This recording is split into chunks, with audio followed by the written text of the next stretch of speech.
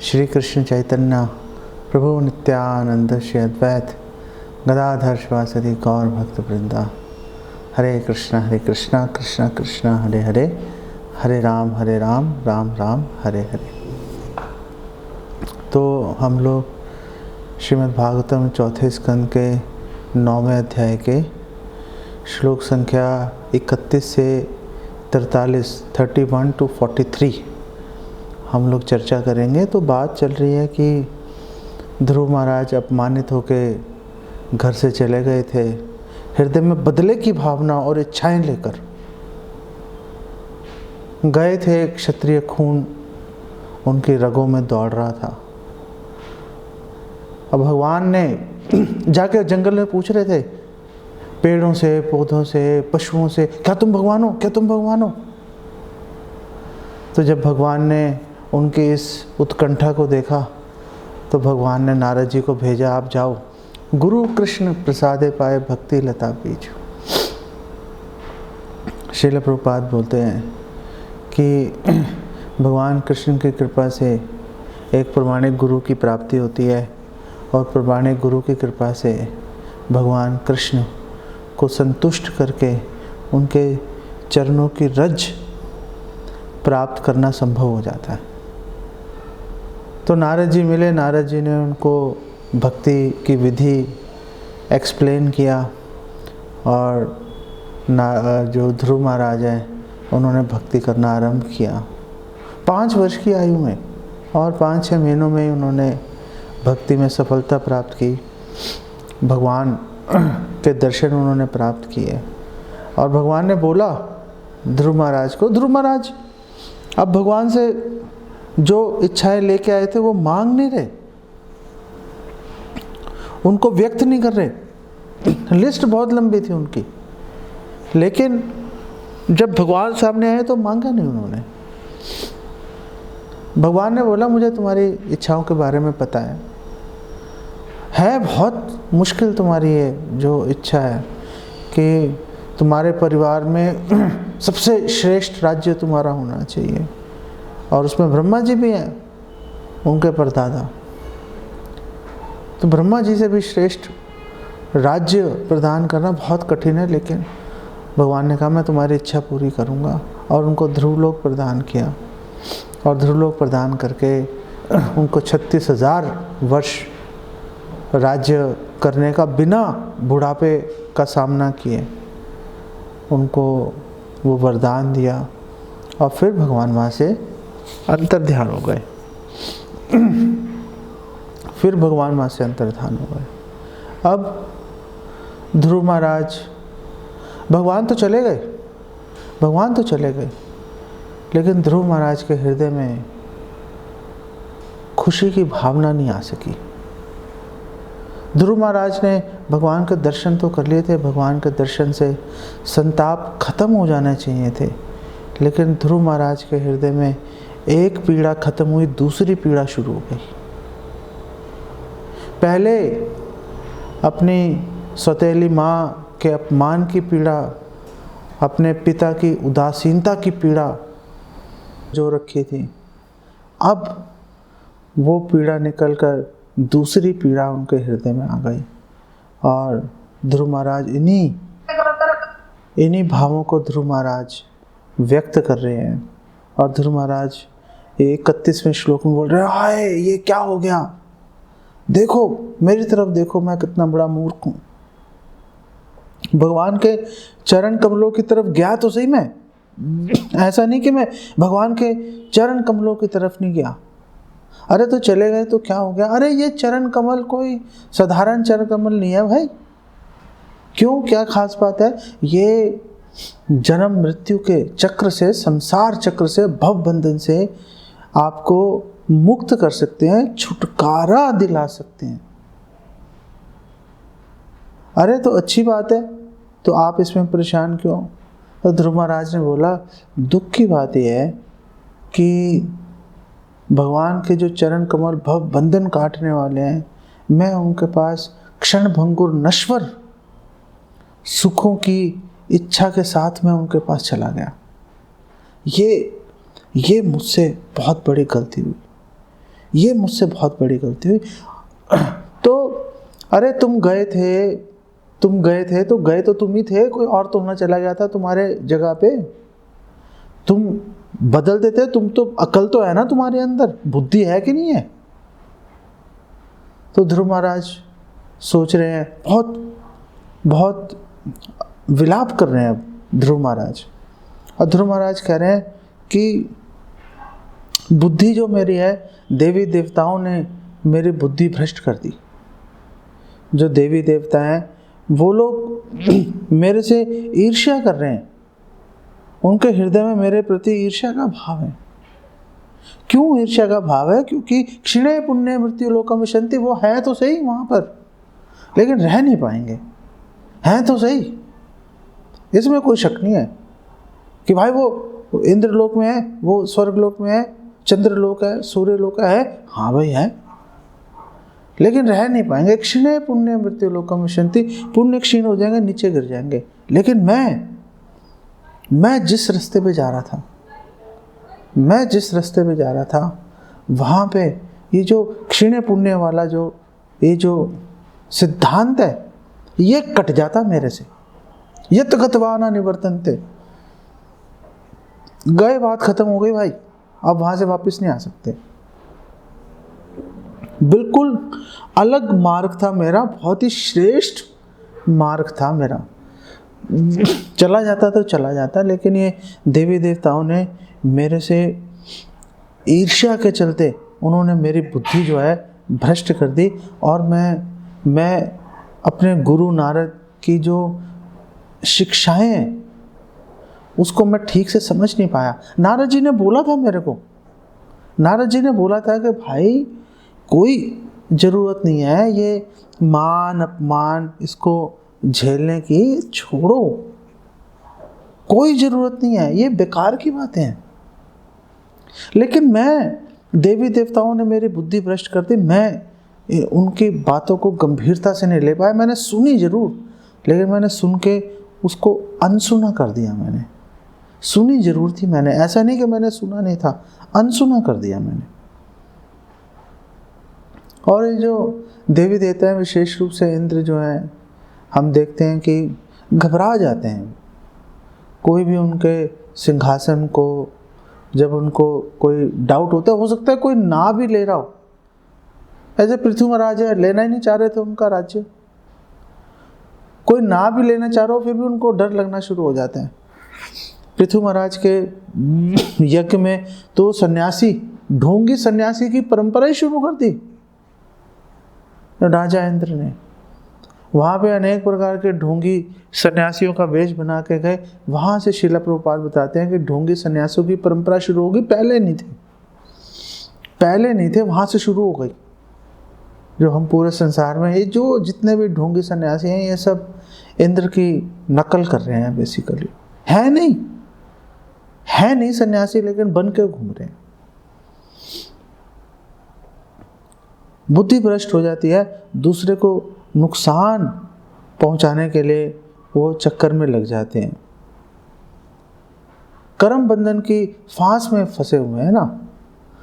यस्तु इंद्र गोपम अथवेंद्रम अहो स्वकर्मा बंधानुरूप फल भाजन मातनोति कर्माणि निर्दहति किंतु च भक्ति भाजाम गोविंदमादि पुरुषम तम हम भजामि। ब्रह्मा जी कह रहे हैं कि एक इंद्र और इंद्र गोपम नामक छोटा सा कीड़ा, कोई फर्क नहीं है भाई। अरे क्यों नहीं है फर्क? क्योंकि इंद्र भी कर्म बंधन की फांस से बंधा हुआ है और वो कीड़ा भी अपना कर्म फल भोग रहा है। दोनों के गर्दन में बंधे हुए, एक में लोहे की जंजीर है, एक में सोने की जंजीर है, लेकिन है जंजीर, छूट नहीं सकते उससे, है जंजीर। अपने मन मर्जी का जो है व्यवहार नहीं कर सकते। नारद जी ने बोला था कि कोई बड़ी बात नहीं है, कोई आपका अपमान कर दे, कोई सम्मान दे दे, प्रभावित होने की आवश्यकता नहीं है। हमें भी इस बात को समझना चाहिए कि हम लोगों को भी कभी विशेष रूप से भक्त बनने के बाद कोई हमारा अपमान भी कर दे तो उसको बहुत गंभीरता से लेना नहीं चाहिए उसको, कर दिया बात खत्म हो गई।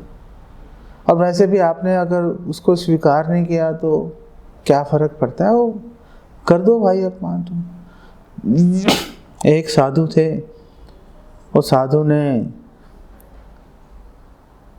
एक व्यक्ति ने उनका अपमान कर दिया, तो वो जो साधु है उनको कुछ फर्क ही नहीं पड़ा। तो एक ने पूछा, ये आपको फर्क नहीं पड़ रहा, ये आपको अपमानित कर रहा है। साधु ने बोला कि ये मुझे अपमानित कर ही नहीं सकता। अरे क्यों नहीं कर सकता भाई?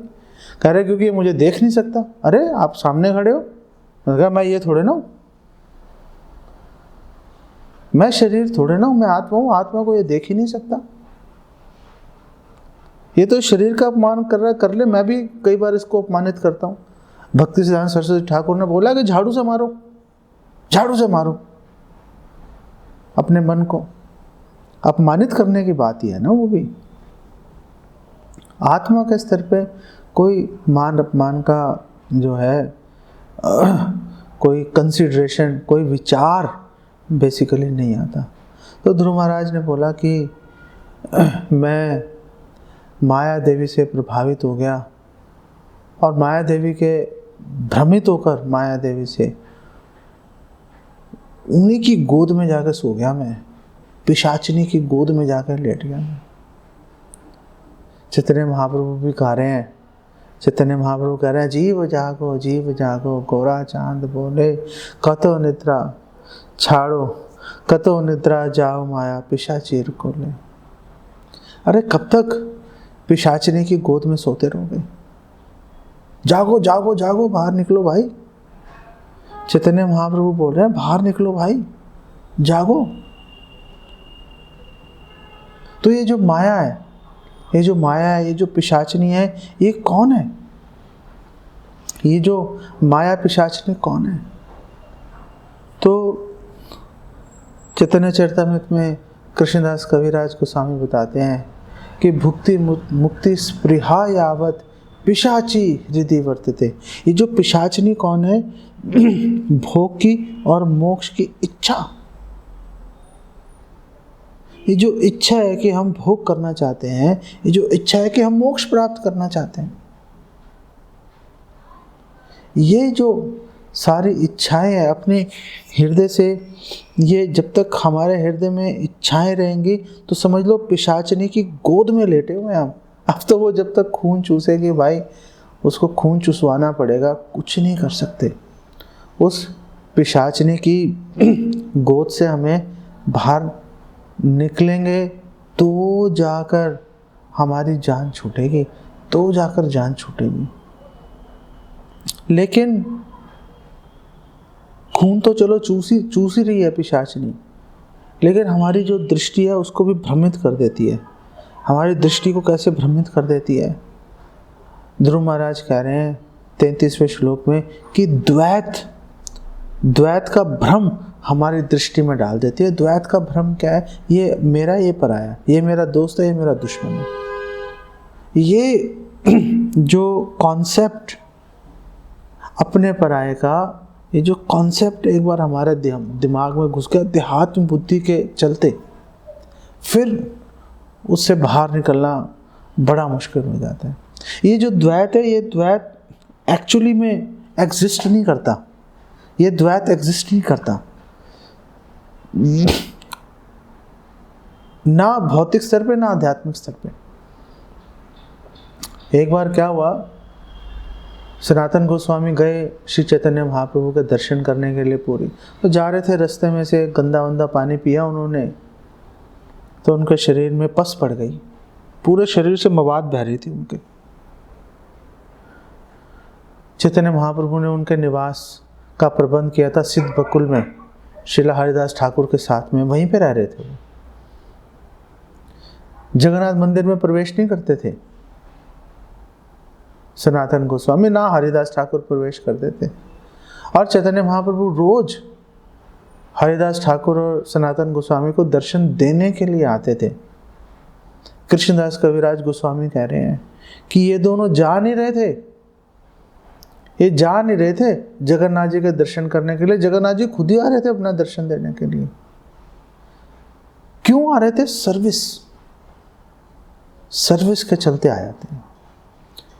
हम जितनी भावना से हम भगवान की शरण लेंगे, उतनी भावना से भगवान, हम नहीं भी जाएंगे दर्शन के लिए, फर्क नहीं पड़ता, भगवान आ जाएंगे, कब भैया जाके उसको दर्शन दे लेंगे।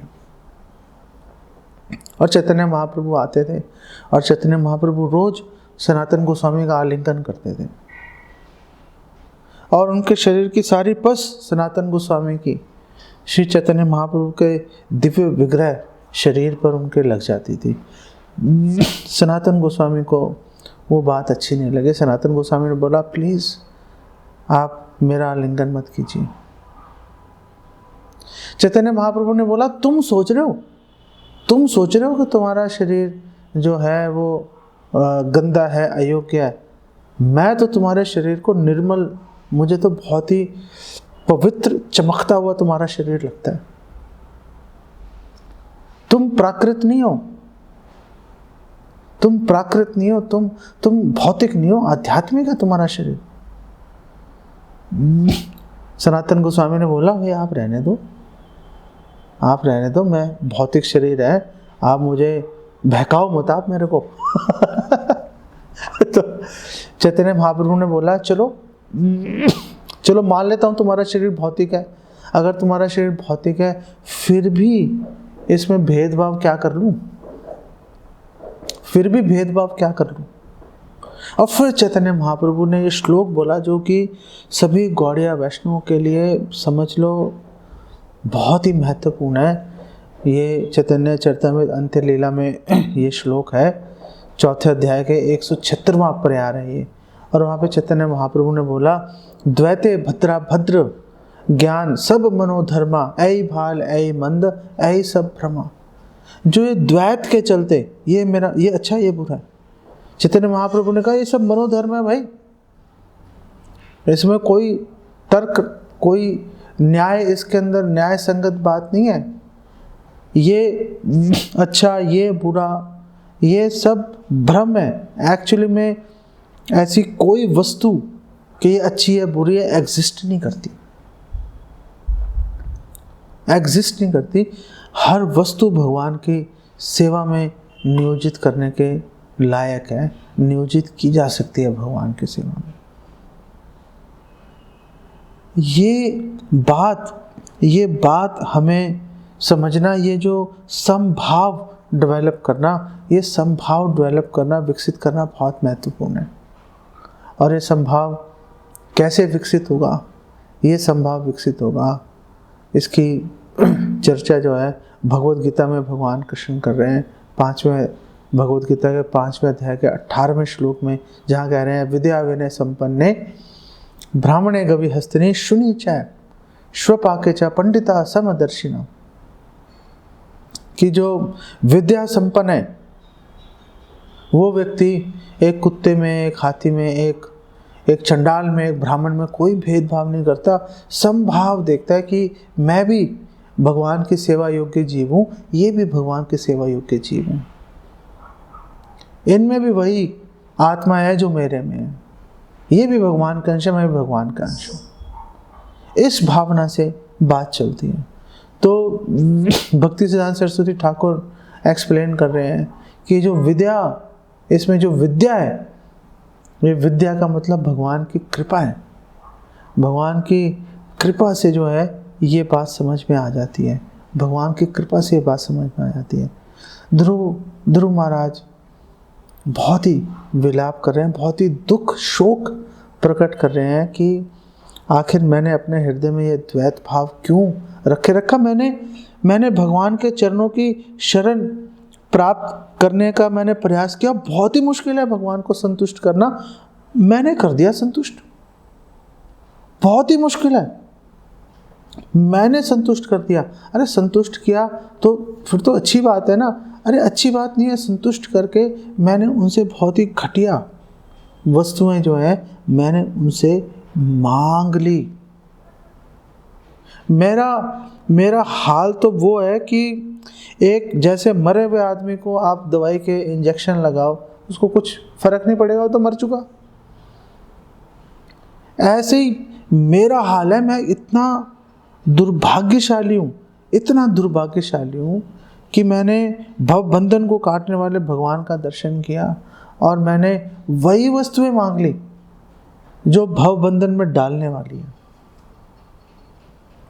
वही वस्तुएं मांग ली मैंने। श्रीला भक्ति सिद्धांत सरस्वती ठाकुर एक्सप्लेन करते हैं कि भौतिक जगत में प्रॉब्लम्स है। हाँ, भौतिक जगत में प्रॉब्लम्स हैं। और क्या भौतिक जगत में उन समस्याओं के उपाय भी हैं क्या? तो भक्ति सिद्धांत सरस्वती ठाकुर ने कहा हाँ, उपाय है भाई, समस्याएं हैं तो उसके उपाय भी हैं। लेकिन भक्ति सिद्धांत सरस्वती ठाकुर कह रहे हैं उपाख्यान उपदेश में, वो कहते हैं कि वो जो उपाय है ना भौतिक संसार के अंदर, वो उपाय उन समस्याओं से भी अधिक खतरनाक है, उन समस्याओं से अधिक निकृष्ट घृणित है। और उन्होंने उदाहरण दिया कि एक आदमी था, उसको मौत से बहुत डर लगता था, मैं मर जाऊंगा, मैं मर जाऊंगा, यमराज कभी भी आएंगे मेरे को ले जाएंगे। तो उसने फिर सोचा कि यार यमराज को भगाने का क्या तरीका होगा। और ये ध्यान से सुनना, कहा यमराज को भगाने का क्या तरीका होगा? तो कहा यमराज जो है वो शुचि मुचि का ध्यान तो रखेगा, बदबू से तो उसको डर लगता ही होगा, यार बदबूदार है, हटाओ इसको। तो उसने सोचा अपने पूरे शरीर पे मल जो है उसको लगा लेता हूँ, उसका लेप लगा लेता हूँ, तो एक तो मैं मुची हो जाऊंगा, दूसरे से बदबू आएगी, तो फिर यमराज मुझे नहीं पकड़ेंगे। और पूरे शरीर पे मल लगाकर जो है घूमना शुरू कर दिया उसने। और भक्ति सिद्धांत सरस्वती ठाकुर कह रहे हैं ये भौतिक जो लोग उपाय करते हैं ना प्रॉब्लम्स का, ये बिल्कुल अपने शरीर पे मल का लेप करने के बराबर। ध्रुव महाराज कह रहे हैं जिन समस्याओं, जिन वस्तुओं के कारण भवबंधन जो है मजबूत होता है, उरु धामनी बद्धा, रस्सी मोटी हो जाती है, मैंने वो रस्सी को काटने की जगह मैंने वो और भगवान से धागा मांग लिया कि इसको और मजबूत कर दो, इसको और मजबूत कर दो। मैं कितना मूर्ख हूं मैं, प्रहलाद ध्रुव महाराज बोल रहे हैं मैं कितना मूर्ख हूं, और मेरे बिल्कुल ना तो कोई पुण्य कर्म है मेरे जीवन में, फिर भी भगवान ने मुझे अपनी सेवा में नियोजित कर लिया। मुझे मतलब कि चलो भाई तुम मेरा नाम ले लो, चलो तुम वो मंत्र को जप लो, वो विष्णु मंत्र को जप लो, जिससे कि तुम मुझे प्राप्त कर सकते हो, मुझे संतुष्ट कर सकते हो। लेकिन देखो मैंने उनसे धर्म अर्थ काम, मैंने उनसे ये मांगना शुरू कर दिया, मैंने उनसे यश मांग लिया, मैंने उनसे भौतिक संपन्नता मांग ली। ये उसी प्रकार के एक राजा को संतुष्ट कर दिया। और उस राजा ने बोला मांगो, क्या मांगते हो? तो मैंने उनसे बोला कि मेरे को 1 किलो चावल दे दो प्लीज़, अगर आप मेरे से खुश हुई तो।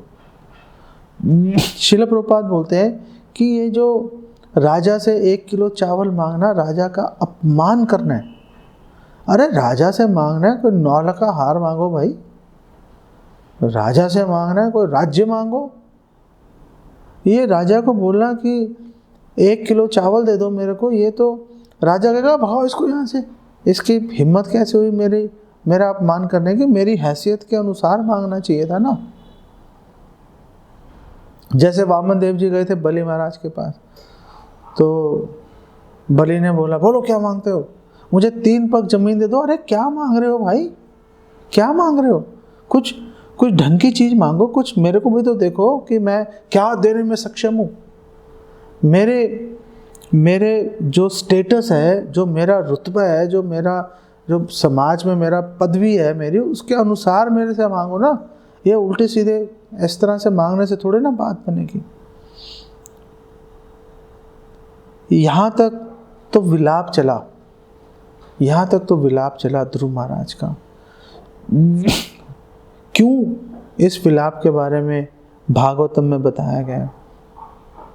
इस विलाप के बारे में भागवतम में इसलिए बता रहे हैं कि हम लोग भी सचेत हो जाएं, हम लोग भी अपने हृदय को टटोलें। ये जो प्रसंग है हमें एक मौका दे रहा है, ये जो प्रसंग है हमें मौका दे रहा है अपने हृदय को टटोलने का। जैसे श्री चैतन्य महाप्रभु ने जब गुंडीचा मंदिर मार्जन किया था और छोटे बारीक से बारीक कूड़े को भी ढूंढ के निकाला, धूल के कणों को निकाला और धो के उसको गुंडीचा मंदिर को एकदम शीशे की तरह चमका दिया।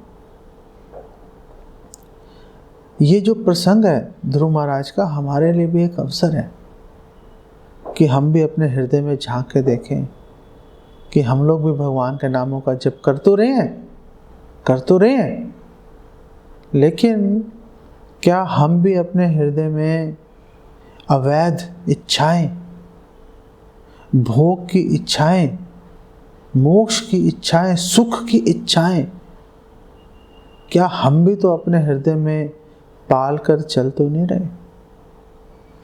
ऐसा तो नहीं है कि जिस प्रकार ध्रुव महाराज पछता रहे हैं, जिस प्रकार ध्रुव महाराज विलाप कर रहे हैं, ऐसा तो नहीं है कि हम भी भगवान के दर्शन कर लें और दर्शन के बाद हमें भी ये पछतावा हो, हम भी उस सुख को अनुभव ना कर पाए जो कि भगवान के दर्शन से हमें होना चाहिए था। आखिर भगवान का दर्शन सबसे बड़ी उपलब्धि है।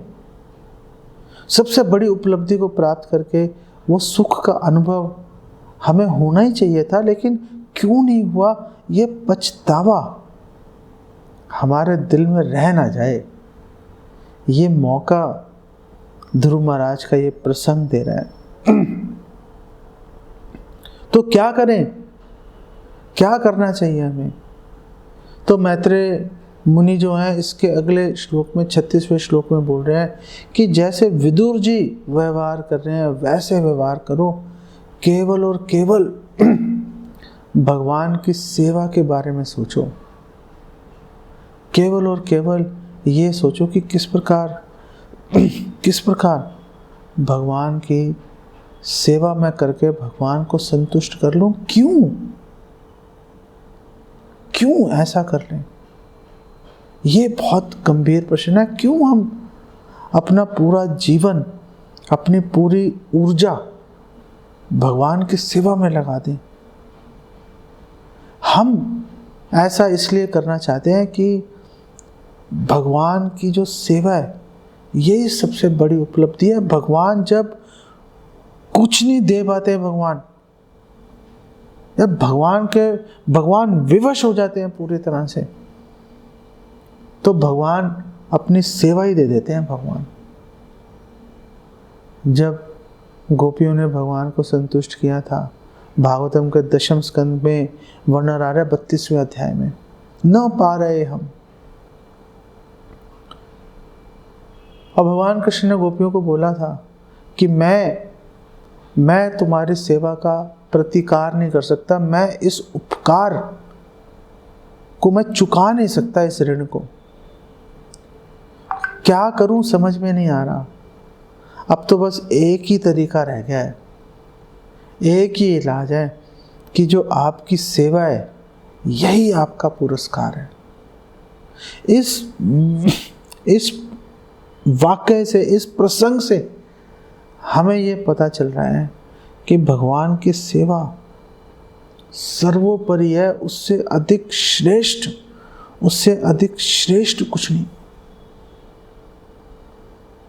तो मैत्रेय मुनि ने निष्काम भक्ति की बात की और श्रील प्रभुपाद एक्सप्लेन कर रहे हैं कि जो निष्पृहा, जो निष्काम, अन्य अभिलाषिता शून्य जो भक्ति है, वो सेवा है, उसका अर्थ क्या है। और श्रील प्रभुपाद बोल रहे हैं बिल्कुल प्रैक्टिकल, एकदम प्रैक्टिकल। श्रील प्रभुपाद बोल रहे हैं देखो, हर व्यक्ति, जितने भक्त है, हर व्यक्ति उसको ये समझ लेना चाहिए, एक कन्विंस हो जाना चाहिए उसको अपने हृदय के अंदर कि उसकी जो भी इस संसार के अंदर स्थिति है, जो भी स्थिति है वो भगवान की योजना के अनुसार है। उसको जो सुख और दुख का जो सामना करना पड़ रहा है, जो उसके पास सुविधाएं हैं या सुविधाओं का अभाव है, ये भगवान की योजना है। ये जब भगवान की योजना है तो फिर हमारा कर्तव्य क्या है? तो फिर हमारा कर्तव्य है कि जो भी है हमारे पास, जो भी हमारे पास सुविधाएं हैं, हमें उसमें संतुष्ट रहना चाहिए। ये नहीं सोचना चाहिए ये ले लो, वो ले लो, फलाना कर लो, ढमकाना कर लो। नहीं, जो हमारे पास, हमारा जो सुविधाएं हमारे पास है, हमें ताबड़तोड़ मेहनत करके सामान इकट्ठा करने की हमें प्रयास नहीं करना चाहिए, बिल्कुल भी। ध्रुव महाराज ने इधर उधर देखा, भगवान जा चुके थे, अब भगवान दिख नहीं रहे थे। भारी मन से ध्रुव महाराज उठे और वापस चल दिए अपने पिता के घर की ओर, महल की ओर। वहाँ पर राजा उत्तानपाद को ये संदेश प्राप्त हो गया कि उनका पुत्र ध्रुव वापस आ रहा है जंगल से। जंगल में गया कोई वापस नहीं आता। उत्तानपाद को विश्वास नहीं हुआ कि मेरा पुत्र वापस आ रहा है। ये उसी प्रकार है जैसे महाराज भरत बैठे हुए हैं, तपस्या कर रहे हैं, और भगवान राम ने भेजा हनुमान जी को, जाओ भाई जाके मेरे भाई को भरत को बताओ मैं वापस आ रहा हूँ। कभी वो कुछ अनहोनी ना कर दे समय बीतने पर। और एक्चुअली में महाराज भरत तो चिता में प्रवेश, अग्नि में प्रवेश करने की तैयारी में लगे हुए थे। हनुमान जी पहुंचे मन की गति से उनके पास। हनुमान जी ने बोला रुको रुको रुको, भगवान राम आ रहे हैं, आप चिंता मत करो, आ रहे हैं। भरत महाराज ने बोला नहीं, आप झूठ बोल रहे हो, मैं इतना सौभाग्यशाली नहीं हूं कि मेरे स्वामी आ जाएं। मेरे में योग्यता नहीं है अपने स्वामी के दर्शन करने की, आप गलत बोल रहे हो। इतनी देर में सामने से धूल के बादल उड़ते दिखाई दिए। हनुमान जी ने बोला वो देखो वो धूल के बादल, वो देखो कोलाहल सुनते हो, भगवान राम आ रहे हैं। आप बिल्कुल निश्चिंत हो जाए, मेरे बात पे विश्वास कीजिए। ऐसे ही राजा उत्तानपाद विश्वास नहीं कर पाए, लेकिन नारद जी के वचन याद थे उनको। नारद जी ने कहा था कि तुम्हारे पुत्र की रक्षा स्वयं भगवान कर रहे हैं, उसका बाल भी बांका नहीं होगा, आएगा वापस वो। बस उन वचनों पे राजा उत्तानपाद को विश्वास था। संदेश मिलते ही तुरंत पूरे राज्य के साथ, अपने परिवार के साथ, मंत्रियों के साथ, सुनीति सुरुचि उत्तम सबको घोड़े पालकी में बिठाकर खुद आगे बढ़ गए अपने पुत्र ध्रुव का स्वागत करने के लिए। और दूर से देखा ध्रुव को आते हुए, कलेजे में ठंडक पड़ गई अपने पुत्र को देख के। दौड़ के गए और ध्रुव को गले से लगा लिया, आलिंगन कर लिया ध्रुव का। लेकिन ये ध्रुव अब वो ध्रुव नहीं रहा था, ये ध्रुव अब बदल चुका था। ये ध्रुव अब द्वैत के प्रभाव से, देहात बुद्धि से ये ध्रुव अब परे उठ चुका था। इस ध्रुव को भगवान के चरण कमलों की रज प्राप्त हो गई थी। बिल्कुल उसी तरह जैसे याज्ञिक ब्राह्मणों की पत्नियां हैं, जब गई थी तो कुछ और थी। जब भगवान को भोजन कराने के लिए गई थी सारा सामान उठा के, मधुमंगल और साथियों ने बोला था लाओ हमें पकड़ा दो। अरे पीछे हटो, तुम्हें क्यों पकड़ा दे भाई, हम खुद देंगे, जाके हम खुद देंगे। और गई थी सारी, पीछे से आवाज मार रहे थे उनके पति, रुको। बच्चे आवाज मार रहे थे, माँ कहाँ जा रही हो। पति बोल रहे थे एक कदम भी आगे बढ़ाया तो देख लेना। नहीं रुकी, चली गईं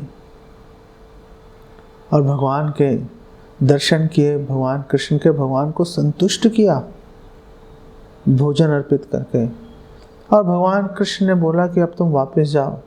तो उन्होंने बोला, पहाड़ से फूटी नदी वापस नहीं जाती, हम वापस जाने के लिए नहीं आए, सारे संबंधों को ख़त्म करके आए हैं। भगवान कृष्ण ने बोला, मेरी प्रसन्नता के लिए आप वापस चले जाओ। लेकिन कैसे जाएंगे, कैसे जाएंगे, हम तो उनको ठोकर मार के आए हैं। भगवान कृष्ण ने बोला, आप चिंता मत करो, कोई आपको कुछ भी नहीं कह सकता, मेरी गारंटी है इस चीज़ की। अच्छा, याज्ञिक ब्राह्मणों की पत्नियां वापस गई। ब्राह्मणों ने देखा उनकी पत्नियों को आते हुए। तो भागवतम में बता रहे हैं कि जब गई थी तो कुछ और थी, आ रही हैं तो कुछ और है। बदलाव आ चुका है, दृष्टि बदल चुकी है, चेतना बदल चुकी है। अब सुख दुख के मायने बदल चुके हैं, परिवार में रहने के मायने बदल चुके हैं, सेवा के मायने बदल चुके हैं। अब मन पूरी तरह से भगवान की सेवा में अनुरक्त हो चुका है। इनका अपमान करते हैं, लेकिन अपमान का अब कुछ लाभ नहीं होगा। उनकी स्थिति ऐसी है कि अपमान करेंगे, सम्मान देंगे, कुछ फर्क पड़ने वाला नहीं है, कुछ फर्क पड़ने वाला नहीं है। कैसे हो गया?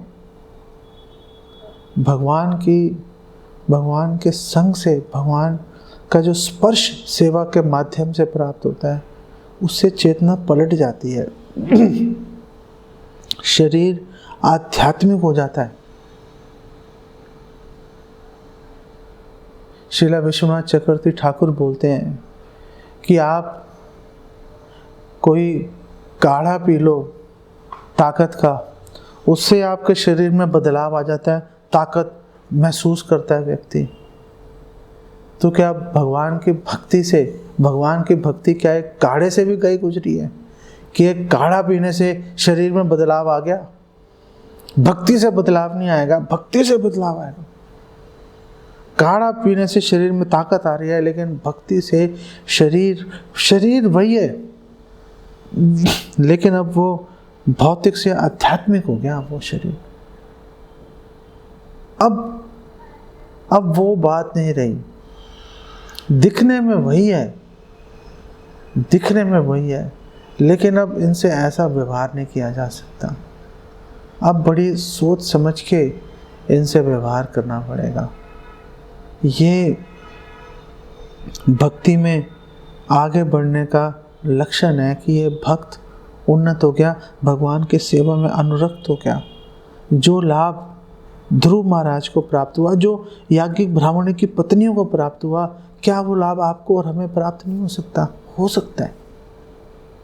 और यही हमारे लिए आशा की किरण है कि ये उनको प्राप्त हुआ, हमें भी प्राप्त होगा। अगर नारद जी की कृपा ध्रुव महाराज पे हुई है, श्रील प्रभुपाद की कृपा हम पे भी हो चुकी है। श्रील प्रभुपाद की दया से हम भी भगवान को संतुष्ट कर ही सकते हैं। हमारे हाथ में भी ये जो जादू की छड़ी है, हमारे हाथ में भी आ चुकी है। अब देखना है कि इस जादू की छड़ी से हम भगवान को वशीभूत करते हैं या भेड़ बकरियां चराते हैं।